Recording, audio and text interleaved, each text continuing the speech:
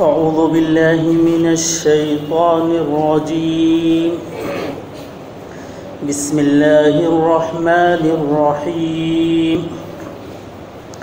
وما علمناه الشعر وما ينبغي له إن هو إلا ذكر وقرآن مبين لينذر من كان حيا ويحق القول على الكافرين. أولم يروا أنا خلقنا لهم مما عملت أيدينا أنعاما فهم لها مالكون وظللناها لهم فمنها ركوبهم ومنها يأكلون ولهم فيها منافع ومشارب أفلا يشكرون واتخذوا من دون الله آلهة لعلهم ينصرون لا يستطيعون نصرهم وهم لهم جند محضرون فلا يحزنك قولهم إنا نعلم ما يسرون وما يعلنون. أولم ير الإنسان أنا خلقناه من نطفة فإذا هو خصيم مبين وضرب لنا مثلا ونسي خلقه قال من يحيي العظام وهي رميم قل يحييها الذي أنشأها أول مرة وهو بكل خلق عليم الذي جعل لكم من الشجر الأخضر نارا فإذا أنتم منه توقدون أوليس الذي خلق السماوات والأرض بقادر على أن يخلق مثلهم بلى وهو الخلاق العليم إنما أمره إذا أراد شيئا أن يقول له كن فيكون فسبحان الذي بيده ملكوت كل شيء وإليه ترجعون. صدق اللہ العظیم.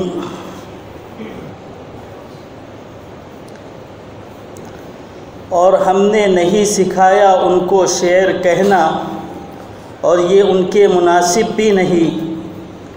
یہ تو خاص نصیحت ہے اور قرآن ہے صاف صاف تاکہ ڈرائے اس شخص کو جس میں جان ہے اور ثابت ہو الزام کافروں پر. کیا وہ نہیں دیکھتے کہ ہم نے پیدا کیا ان کے لیے ایسی چیزیں جن کو ہمارے ہاتھوں نے بنایا چوپاؤں میں سے پھر ان کو اس کا مالک بنا دیا اور ہم نے عاجز کر دیا ان کو ان کے آگے. سو اس میں سے بعضے وہ ہے جس پر وہ سوار ہوتے ہیں اور بعضے وہ ہے جس کو یہ کھاتے ہیں اور ان کے لیے اس میں فائدہ ہے اور پینے کے گھاٹ ہے. پھر وہ شکر کیوں نہیں کرتے اور پکڑتے ہیں اللہ کے علاوہ معبود شاید کہ وہ ان کی مدد کریں. وہ ان کی مدد نہیں کریں گے اور یہ ان کے لیے فوج ہو کر پکڑے ہوئے حاضر ہوں گے. ان کی بات سے آپ غمگین نہ ہو. ہم جانتے ہیں جو وہ چھپاتے ہیں اور جو وہ ظاہر کرتے ہیں. کیا انسان نہیں دیکھتا کہ ہم نے اس کو پیدا کیا ایک نطفے سے پھر وہ جھگڑنے لگا اور بولنے لگا کھلم کھلا اور پیش کرتا ہے ہم پر مثال اور بھول گیا اپنی پیدائش کو. کہتا ہے کہ کون ہے جو زندہ کرے گا ہڈیوں کو جب کہ وہ بوسیدہ ہو گئی. کہہ دیجئے کہ اس کو زندہ کرے گا وہی جس نے اس کو پہلی مرتبہ پیدا کیا اور وہ ہر بنانے کو جاننے والا ہے ہر پیدائش کو جاننے والا ہے. وہ جس نے بنایا تمہارے لیے سبز درخت سے آگ پھر تم اس سے آگ سلگاتے ہو اور وہ جس نے آسمانوں کو اور زمین کو پیدا کیا کیا قادر نہیں ہے کہ ان کے جیسا اور پیدا کرے؟ کیوں نہیں؟ وہ بڑا دراصل پیدا کرنے والا اور جاننے والا ہے۔ اس کا حکم یہ ہے کہ جب چاہے کسی چیز کو تو کہتا ہے ہو جا اور وہ ہو جاتی ہے۔ پاک ہے وہ ذات جس کے قبضۂ قدرت میں حکومت ہے ہر چیز کی، اور اسی کی طرف تم کو لوٹ کر جانا ہے۔ محترم بزرگوں، ابتدائی آیات میں یہ بات پیش کی گئی ہے کہ مشرکین مکہ اور کفار مکہ جو توحید کا یعنی اللہ کے ایک ہونے کا انکار کرتے تھے اور رسول اللہ صلی اللہ علیہ وسلم کی رسالت کو تسلیم نہیں کرتے تھے، یعنی ایمان کو قبول نہیں کیا تھا، ایسے لوگ جب نبی علیہ السلام ان کے سامنے ایمان کی دعوت پیش کرتے، توحید اور رسالت ان کو سمجھاتے، اور اس کے سمجھانے میں ان کے لیے سب سے بڑا معجزہ جو نبوت کا ہے وہ قرآن مجید، اس کی آیتیں ان کے سامنے پڑھ کر تلاوت کرتے، تو جب نبی علیہ السلام قرآن مجید کی آیتیں ان کے پاس تلاوت کرتے، اس کو پیش کرتے، تو ایک ماحول ایسا ہو گیا تھا کہ ظاہر بات ہے قرآن مجید من جانب اللہ ہے، اللہ کی جانب سے ہے اور حق ہے، اور اس کا اثر انداز ہونا یہ ضروری بات ہے۔ تو نبی علیہ السلام ادھر قرآن مجید پیش کرتے اور لوگوں کے قلوب میں اس کا اثر ہوتا، لوگوں کے دل پسیج جاتے، ان کا دماغ اس بات کو قبول کر لیتا کہ ہاں یہ حقیقت ہے، یعنی دل بھی تسلیم کر لیتا اور دماغ بھی تسلیم کر لیتا کہ یہ حقیقت ہے جو من جانب اللہ ہی ہو سکتی ہے، اور یہ آیتوں کو تلاوت کرنا یہ اس بات کی دلیل ہے کہ اللہ نے انہیں نبوت سے سرفراز فرمایا، اور ہم یہ جس بات کی دعوت دے رہے ہیں یہ حق ہے۔ تو جب ایک ماحول ایسا بنا کہ لوگوں میں قرآن مجید کی آیتیں اثر انداز ہونے لگی، تو جو مشرکین مکہ تھے اور کفار مکہ تھے، جنہیں اپنے عہدے کی فکر تھی، جنہیں اپنے سرداری کی فکر تھی کہ ہمارا بڑا پن، ہماری سرداری، ہمارا عہدہ یہ سب ختم ہو جائیں گا، تو فوراً انہوں نے لوگوں کے درمیان ایک بات پیش کر دی اور یہ کہنے لگے کہ آپ تو شاعر ہیں، آپ تو شاعر ہے، اس لیے کہ قرآن مجید کی آیتیں اثر انداز ہو رہی تھی، قرآن مجید کی آیتیں دلوں میں بیٹھ رہی تھی اور دماغ اس کو تسلیم کر رہے تھے، تو ان کو خطرہ محسوس ہوا کہ کہیں یہ لوگ جو ہے ایمان کو قبول کر لے اور ہماری سرداری اور ہمارا عہدہ چلے جائے۔ تو انہوں نے یہ کہا کہ یہ شاعر ہے۔ اس کہنے کی دو وجہ ہو سکتی ہے، جس کو مفسرین کرام نے پیش کیا ہے۔ پہلی وجہ یہ کہ قرآن کا جو اثر ہو رہا تھا، تو انہوں نے یہ بات پیش کی کہ آپ شاعر ہیں، یعنی جیسے لوگ کیا کرتے ہیں کہ اپنی بات کو سمجھانے کے لیے اور اس میں اثر پیدا کرنے کے لیے اس کو شعر کے انداز میں پیش کرتے ہیں تاکہ بات اثر انداز ہو جائے۔ تو انہوں نے یہ بات پیش کی کہ آپ شاعر ہیں، یعنی جو بات ہے وہ کوئی حقیقت نہیں ہے بلکہ شعر کے انداز میں پیش کر کے جو ہے دل اس پر اثر کر رہا ہے۔ یا تو دوسری وجہ یہ بتلائی کہ اس لیے شاعر کہا گیا کہ جیسے کہ شاعر لوگ جو افسانے لکھتے ہیں اس میں بھی مزہ ہوتا ہے، جو افسانے اور جو کہانیاں لکھی جاتی ہے اس میں بھی ایک اثر ہوتا ہے، تو اس طور سے پیش کیا کہ آپ شاعر ہیں اور افسانے لکھتے ہیں جس میں تھوڑا اثر بھی ہوتا ہے، لیکن یہ کیا ہے صرف افسانے ہیں، تو لوگوں کا ذہن اس طرف سے ہٹ جائے، اس لیے شاعر کہا کہ یہ افسانے ہیں، اس کی طرف کان مت دھرو۔ بلکہ قرآن مجید کی دوسری آیتیں اس بات پر دلالت کرتی ہیں کہ فرمایا گیا وَقَالَ الَّذِينَ كَفَرُوا لَا تَسْمَعُوا لِهَذَا الْقُرْآنِ وَالْغَوْا فِيهِ لَعَلَّكُمْ تَغْلِبُونَ، کہ قرآن مجید نے خود اس بات کو پیش کیا ہے کہ کفار یہ کہتے تھے کہ یہ کلام کو سنو مت، اس لیے کہ یہ اثر انداز ہو جائیں گا اور تم پر جو ہے یہ کلام غالب آ جائیں گا اور تم بھی جو ہے انہی کے فریق بن جاؤ گے۔ اسی میں سے ہو جاؤ گے۔ یہاں تک کہ احادیث میں اور قرآن مجید کی آیات سے اس بات کی وضاحت ملتی ہے کہ مشرکین مکہ اور کفار مکہ قرآن نہ سنیں اس کے لیے اپنے کانوں میں جو ہے روئیاں ٹھوس دیا کرتے تھے کہ جو ہے بات سننے میں نہ آئے تاکہ ہم بھی جو ہے اس میں پڑ جائیں۔ لیکن حقیقت یہ تھی کہ جو سرداری جنہیں پسند تھی، جنہیں عہدہ پسند تھا، وہ بھی اس بات کو تسلیم کرتے تھے کہ یہ حقیقت ہے، یہ حق ہے۔ بلکہ نبی علیہ السلام جب قرآن مجید کی نماز میں تلاوت کرتے رات کے وقت، خود ابو جہل کے متعلق یہ بات موجود ہے کہ وہ کنارے جا کر جو ہے سننے کی کوشش کرتا تھا۔ اور طفیل دوسی رضی اللہ تعالیٰ عنہ جو ابھی ایمان قبول نہیں کیے تھے، ان کا واقعہ ہے کہ وہ اپنی قوم کے سردار تھے۔ تو لوگوں نے اس سے بھی کہا کہ دیکھو اگر تم کلام سنیں گے تو اثر انداز ہو جائیں گا، تو وہ کیا کرنے لگے، روئی اپنی کان میں ٹھوس کر جانے لگی۔ لیکن بعد میں دماغ نے یہ کہا کہ تو سردار ہے اور عقل مند ہے، یہ کیسی بات ہے کہ کوئی بات سنے اور وہ اثر انداز ہو جائے، ایسا تو نہیں ہو سکتا۔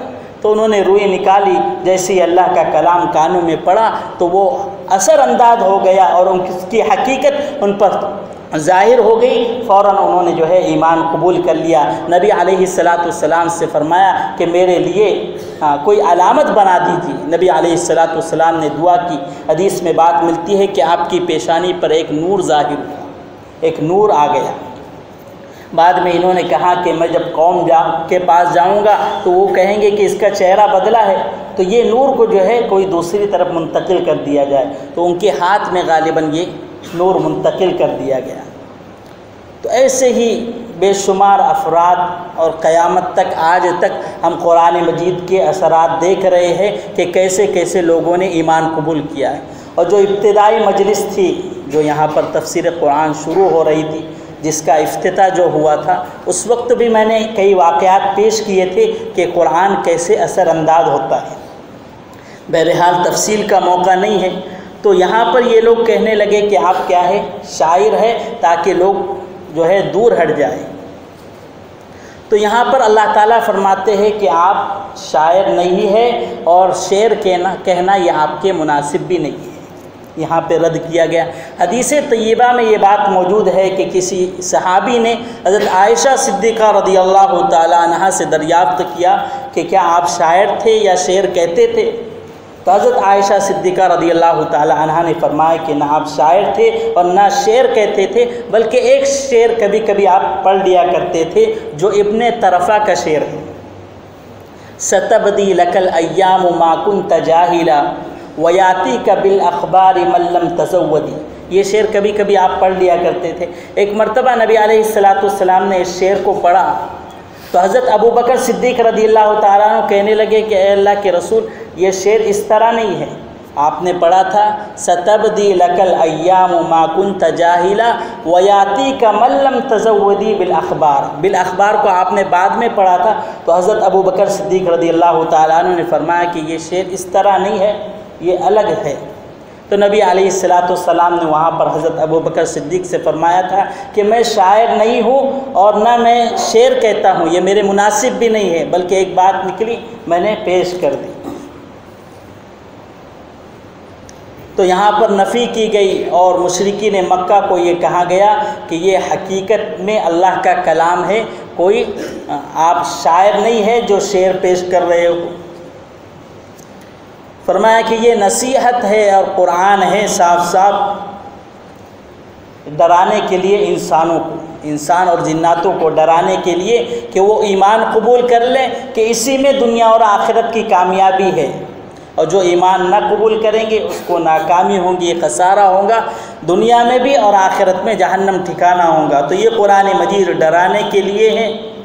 اور دوسری بات بتلائی گئی کہ یہ قرآن مجید حجت ہے کافروں کے لیے، کہ کہیں وہ یہ نہ کہے کہ ہمارے پاس تو کوئی ڈرانے والا نہیں آیا یا کوئی ڈر کی باتیں نہیں سنائی گئی، تو یہ قرآن مجید موجود ہے جو ان پر حجت ہے۔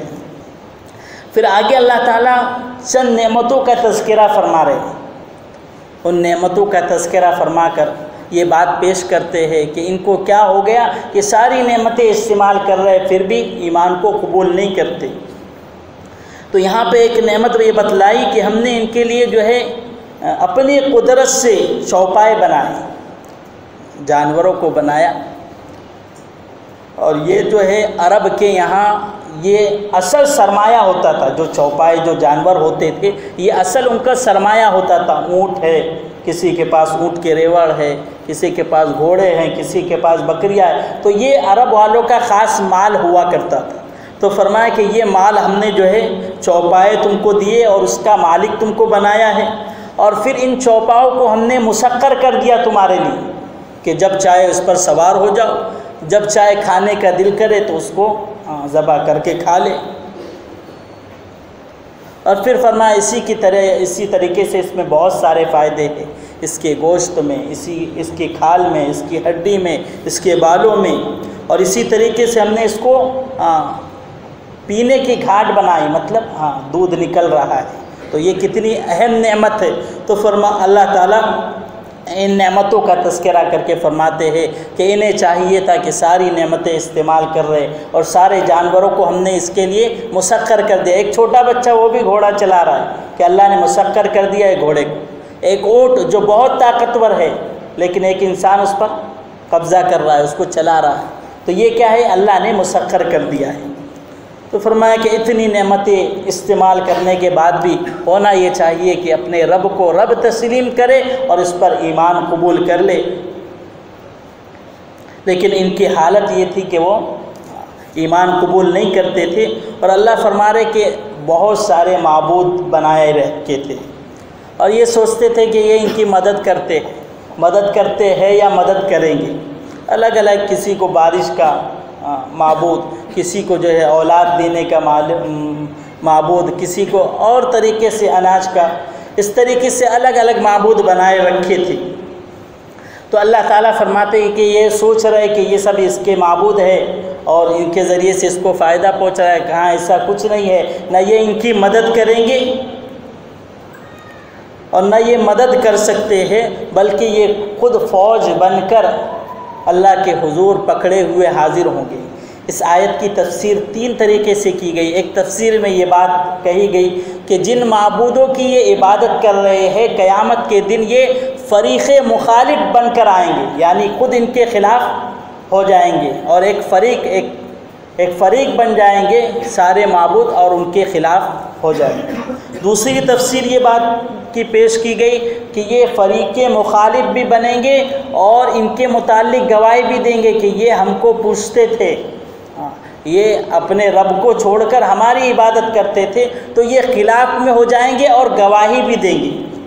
اور تیسری تفسیر جو قرطبی میں لکھی ہے وہ یہ ہے کہ یہ لوگ جن کو اپنا یہ مددگار سمجھتے ہیں، ان کی حالت یہ ایسی ہے کہ موقع جب آتا ہے تو خود ان لوگوں کو اکٹھے ہو کر اس کی حفاظت کرنی پڑتی ہے، اکٹھے ہو کر ان کی حفاظت کرنی پڑتی ہے کہ کہیں توڑ نہ دے، کوئی اس کو نقصان نہ پہنچا دے۔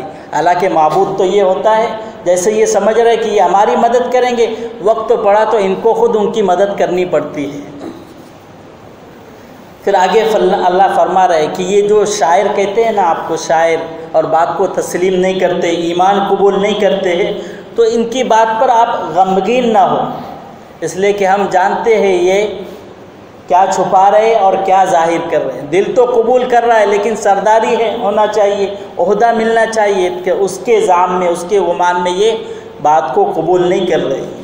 اور پھر یہاں بات یہ بتلائی گئی کہ کسی سے اگر ایمان کی امید ہو تو 2 بنیاد پر امید ہوتی ہے، ایک تو عقل ہو کسی کے پاس، اور دوسری چیز انصاف ہو۔ یہ 2 چیزیں اگر کسی کے پاس ہے تو اس سے امید کی جاتی ہے کہ وہ بات قبول کرے گا۔ تو ان کا ٹھکانہ یہ تھا کہ عقلوں کو تو ذرا بھی استعمال نہیں کرتے تھے، بلکہ یوں کہہ لیجئے کہ ان کا عقل ماری گئی تھی، تو عقل کو استعمال نہیں کرتے تھے، اور دوسرا انصاف پرور بھی نہیں تھے۔ تو دونوں چیزیں ان کے اندر موجود نہیں تھی، دونوں صفات، جس کی وجہ سے وہ ایمان قبول کرتے۔ تو فرمایا گیا کہ آپ اگر یہ ایمان قبول نہیں کرتے تو آپ غمگین نہ ہوں۔ پھر اللہ تعالیٰ ایک مثال دے رہے انسان کی، کہ انسان اس کو ہم نے کیا ہے ایک نطفے سے پیدا کیا، اس کی حقیقت بتلا رہے کہ انسان کی حقیقت کیا ہے کہ ایک نطفے سے پیدا کیا اس کو، لیکن جب وہ بڑا ہو گیا، جوان ہو گیا، تو اللہ نے اس کو صحت تندرستی دی، تو پھر وہ کیا کرنے لگا، اللہ ہی کے سامنے مثال پیش کرنے لگا۔ کیا مثال پیش کرنے لگا کہ ہڈی کا چورا پیش کیا، ہڈی کا چورا، کہ اس کو کون زندہ کرے گا، یہ تو چورا ہوگا، اس کو کون زندہ کرے گا؟ اللہ تعالیٰ فرماتے کہ اس کو وہی زندہ کرے گا جس نے اس کو پہلی مرتبہ پیدا کیا ہے، بنایا ہے۔ یہاں پر دو واقعہ ملتے ہیں کہ یہ ابی ابن خلف تھا یا پھر عاصل ابن وائل تھا، کہ اس نے بطحائے مکہ میں جو ہے ہڈی کا کچھ چورا اٹھایا اور اس کو ہاتھ سے اپنے ملا اور رسول اللہ صلی اللہ علیہ وسلم سے کہنے لگا کہ بتلاؤ کہ اس کو کون زندہ کرے گا؟ تو نبی علیہ السلام نے فرمایا کہ اس کو اللہ زندہ کرے گا، اور یاد رکھ کہ تجھ کو بھی اللہ موت دے گا اور زندہ کرے گا، اور تیرا ٹھکانہ جہنم ہوگا۔ تو اللہ تعالیٰ یہ فرما رہے کہ یہ ذرا سی بڑا ہو گیا، تھوڑا صحت ہو گئی، جوان ہو گیا، تو پھر خدا ہی کو بھول گیا اور خدا ہی سے جھگڑنے لگا کہ کون پیدا کرے گا، کون زندہ کرے گا، کون حساب لے گا۔ اللہ فرماتے ہیں کہ جس نے پہلی مرتبہ بغیر کسی سبب کے، بغیر کسی چیز کے تجھ کو یوں ہی پیدا کر دیا، وہ تو قادر ہے اس بات پر۔ پھر آگے اللہ ایک مثال اور بتلا رہے کہ دیکھو ایک سبز درخت ہے، ایک سبز درخت ہے، اس میں سے ہم نے تمہارے لیے کیا بنایا، آگ کو بنایا، اس سے تم آگ سلگاتے۔ مفسرین کرام نے دو باتیں لکھی ہے کہ ایک مزق درخت ہے اور ایک افار درخت ہے۔ یہ دو درخت تو ایسے ہیں کہ جو سبز ہے، ہرے ہے، لیکن دونوں کو جب آپس میں ملاؤ تو اس سے آگ نکلتی ہے، یہ ایسے درخت ہیں۔ تو فرمایا کہ اللہ نے اس طرف اشارہ کیا ہے، ان دو درختوں کی طرف کہ جس سے آگ نکلتی ہے۔ فرمایا کہ اللہ نے دیکھو کہ سبز ہے، گیلا ہے، کوئی سوکھا نہیں، گیلا ہے، سبز ہے، دونوں کا آپس میں ملاؤ اور آگ نکل رہی ہے۔ اللہ نے فرمایا کہ یہ اللہ نے کیسے بنایا، ذرا سوچو۔ پھر اللہ تعالیٰ فرماتے کہ اللہ نے آسمانوں کو بنایا ہے، زمین کو بنایا ہے، تو کیا ان ساری چیزوں کو اللہ نہیں پیدا کر سکتا؟ اللہ فرما رہے کہ وہی اللہ ہی بڑا پیدا کرنے والا اور جاننے والا ہے۔ پھر آگے فرماتے کہ اللہ کے لیے کیا ہے کہ کسی چیز کو وجود میں لانا، اس کے لیے صرف یہ کہہ دے کہ ہو جا تو وہ ہو جاتی ہے۔ اللہ کے لیے کسی اسباب کی، کسی سبب کی اور کسی تدریج کی ضرورت نہیں ہے کہ اس کے لیے ٹائم لگ رہا ہے، اس کے لیے وقت لگ رہا ہے۔ یہ تو دنیا میں اللہ نے اسباب بنائے ہیں کچھ چیزیں کے کہ جو فلاں وقت پر ہوں گی، فلاں وقت پر ہوں گی، لیکن اللہ اس کے کوئی مقید نہیں۔ اللہ بس جو چاہے وہ ہونے کے لیے کہہ دے، وہ ہو جاتا ہے۔ اور پھر اللہ تعالیٰ فرما رہے کہ پاک ہے وہ ذات کہ جس کے قبضے میں ہر چیز کی حکومت ہے اور اسی کی طرف تم کو لوٹ کر جانا ہے۔ تو یہاں اللہ تعالیٰ نے انسان کی حقیقت کو بتلایا ہے کہ انسان کی حقیقت کیا ہے۔ اس کو ہونا یہ چاہیے تھا کہ وہ ایمان قبول کر لیتا۔ مشرکین مکہ اور کفار مکہ کو نصیحت کی جا رہی ہے کہ ہونا یہ چاہیے تھا کہ ساری نعمتیں استعمال کر رہے، اب نبی جب کوئی بات پیش کر رہے تو اس کو قبول کر لیتے، ایمان قبول کر لیتے، لیکن وہ جو ہے سوالات کرنے لگے۔ پھر اللہ تعالیٰ فرماتے ہیں کہ جس نے پیدا کیا وہ تو پیدا کرے گا، زندہ کرے گا، اور پھر اس وقت سمجھ میں آ جائے گا کہ کون جو ہے صحیح تھا، کون غلط تھا، اور تمہاری عقل پر کیسے پردہ پڑا تھا، یہ اس وقت سمجھ میں آئے گا۔ لیکن اس وقت کا سمجھنا یہ کوئی نفع نہیں دے گا، کوئی فائدہ نہیں دے گا۔ حقیقت یہ ہے کہ ابھی ہی قبول کر لے ایمان، تاکہ دنیا اور آخرت میں کامیاب ہو جائے۔ اللہ تعالیٰ ہمیں جو باتیں بتلائی گئی ہے اس پر عمل کرنے کی توفیق نصیب فرمائے۔ سورہ یاسین کی تفسیر مکمل ہوئی، انشاءاللہ اسی کو ترتیب دیتے ہوئے سورہ صافات کی آئندہ تفسیر کریں گے۔ اللہ عمل کی توفیق نصیب۔ سبحان اللہ و بحمدہ، سبحانک اللہم و بحمدک، ونشہد ان لا الہ الا انت، نستغفرک ونتوب۔ سبحان ربک، سلام علی المرسلین، اللہ ربی لا الہ الا انت خلقتني وأنا على عهدك ووعدك ما استطعت أبوء لك بنعمتك علي وأبوء لك بذنبي فاغفر لي فإنه لا يغفر الذنوب إلا أنت۔ اے اللہ گناہوں کو معاف فرما، خطاؤں سے درگزر فرما۔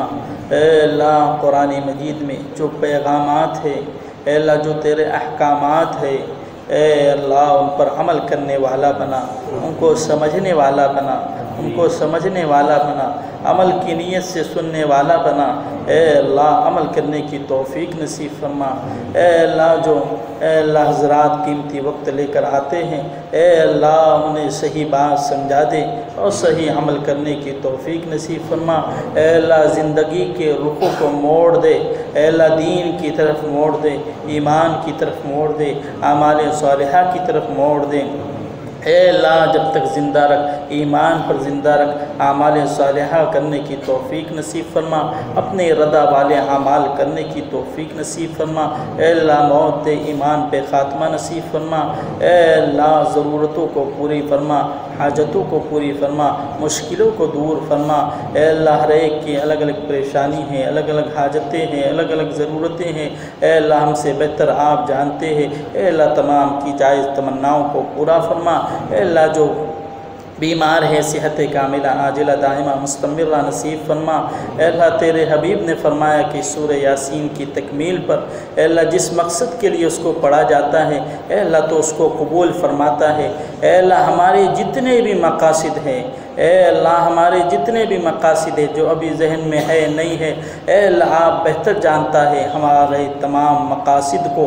اے اللہ جائز مقاصد کو پورا فرما، پورا فرما۔ اے اللہ تمام مسائل کو حل فرما۔ اے اللہ اس صورت کی برکت سے ہمارے تمام مقاصد کو حل فرما، تمام الجھنوں کو پریشانیوں کو دور فرما۔ اے اللہ ایمان اعمال صالحہ کی توفیق نصیب فرما۔ اے اللہ جب اولاد ہے اولاد نصیب فرما، جو اے اللہ لڑکے لڑکیاں جوان بیٹھی ہیں، اے اللہ نکاح کا تقاضا ہے، اے اللہ بہتر رشتے، اے اللہ نیک رشتے کی توفیق نصیب فرما۔ اے اللہ جن احباب نے دعاؤں کی درخواست کی ہے ان کی تمام جائز تمناؤں کو پورا فرما۔ صلی اللہ تعالی علی خیر خلق محمد وآلہ واصحابہ اجمعین وبرحمتک یا ارحم الراحمین۔